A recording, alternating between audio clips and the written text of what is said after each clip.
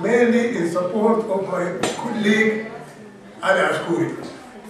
I was not intending to speak whatsoever, but I feel that there is an obligation for me to speak. Because when the whole idea started, it started actually in Abdel Baghis Al-Awad's house. We were sitting, discussing different ideas and how to approach this problem. And since then, Abdel Askouri, he took it on his shoulder to fight for the cause of his people. And he did not stop at that. He also approached the Sudan Studies Society's UK. And at that time, I was wondering, it is Askouri I know from the Ministry of Economic Planning. I was his boss at that time. It is the same Askouri. Honest to God, he amazed me with his knowledge, with his abilities of researching about dams and problems of the sort, and the synergical aspects like health and so forth, and the emotional aspects of displacing his people. Askouri worked extremely hard for that. There are issues now being raised by the two main speakers and the lady. In the absence of civil society organizations, usually dictatorial regimes, they get away with things.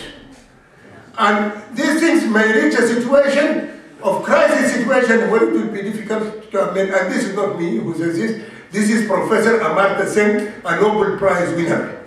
Therefore, what Askouri has done is to raise the awareness of his people and to draw attention to the seriousness of the problem.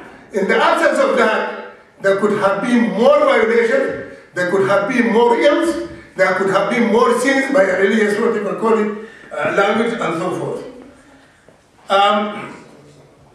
And the regimes where there is no consensus, where there is no democracy and so forth, they are very much occupied by what you call it effectiveness. What is effectiveness? Effectiveness is the ability of realizing your political objective. But what they miss is efficiency. They miss efficiency. Sorry?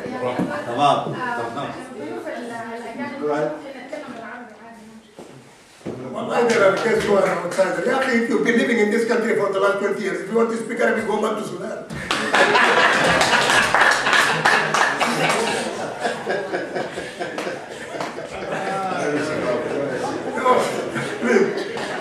There is you speak English better than me, and you are a wife on a mercenary. You'll be roaming this Europe a long time before me. Anyhow.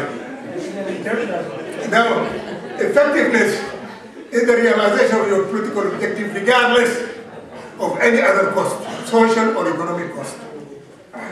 And unfortunately, this is not something that someone is expecting. A regime that has come through a military coup, and it is not an ordinary military regime, what we have in the Sudan. It is an ideologue military regime. Military is blind. When it becomes ideologue and military, it is blind to force. Therefore, there was no regard whatsoever. It's okay. As I said, there was no regard whatsoever to the social cost of the project. When I say efficiency, what does it mean? The social or economic cost of realizing your objective. They may be well equipped to get away with effectiveness, with their forces, with their this and with that, and also with the marginalization of the ordinary people and their lack of awareness and so forth. But efficiency, it is not in their book. The solution and pending of the civil service left a civil service which I'm very shameful of, which I'm very, how do you call it, which I'm very ashamed of. Now, what did he study? He studied in the Jazeera. A Jazeera University, when education means education. And when he was preparing this at that time, he has not yet finished his master's degree. But this is the type of education that people used to have in the Sudan. And also, his practical experience. What did he get this practical experience? Did he get it in Washington? Did he get it across the river, the Red Sea? No, it was the Ministry of Economic Planning, because we used to have real personnel. We used to have very qualified people in the civil service at the time. Yeah. Do we have the same now? No. They write here, most of them, they raise this issue. Now the UNDP, they talk about participatory development. At least these people are not such. These are people concerned about their land and their ancestral tribal land. But don't tell me I'm a tribalist. Ancestral tribal land is like a belief in God or not belief in God. It is not something that you can joke about. It's not, even if there are economic gains or so forth, but still, you have to give chance to the people of that area to consult with them, and this is the United Nations has been talking about participatory development. But where do we have participation? Do we have participation in anything now? No. The other thing, I was very touched by the environmental impact of the project and the lack of environmental assessment. And also the possessing of the grassroots and the lack of a voice for the voiceless and so forth. This is the interpretation of the gentleman who was here earlier. It goes back to Gunnar Milton, the Swedish ambassador who happened to work in Pakistan, and he wrote something about the Green Revolution, which was the pride of the World Bank, and which was the pride of this and that, of all these so-called land grabbers. What happened? The Green Revolution only enriched the well-to-do, and it marginalized further those of low-income groups, and this is exactly what is happening now. It is actually marginalizing those who have already been marginalized. Another important point that is being raised from what we have heard, creation of enclaves. Creation of enclaves. What is the disadvantage of enclaves? In terms of capital accumulation, unfortunately it will be badly affected. In terms of expansion of the market, it will be badly affected. In terms of training labor, it will be badly affected. And worst of all, cash crops. And they talked about land grabbing. The other week, there was a lecture at SOAS about land grabbing. It's the worst country on earth. In Africa and other places concerning the land grabbing is the Sudan. And what is it for? Cash crops. What would happen if there is a famine in this part of the country? Would they eat sugar beet? What are they going to eat?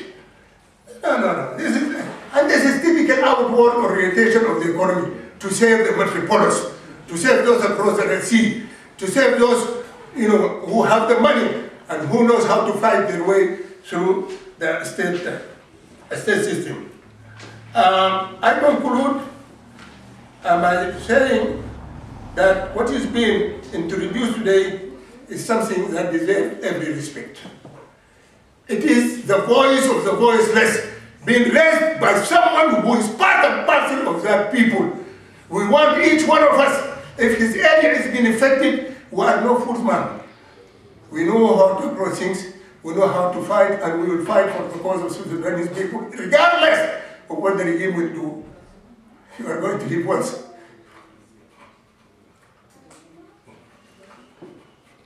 La ilaha illallah.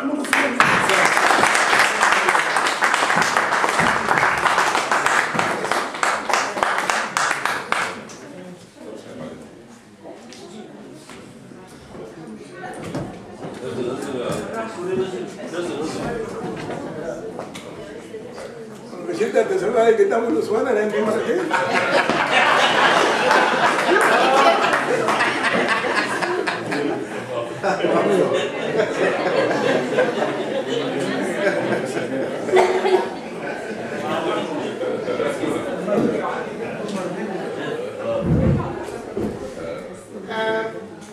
sorry. والآن نقدم introduce Dr. Jane Kipré from جامعة London, South Bank, London. Yeah, so Jane Kipré.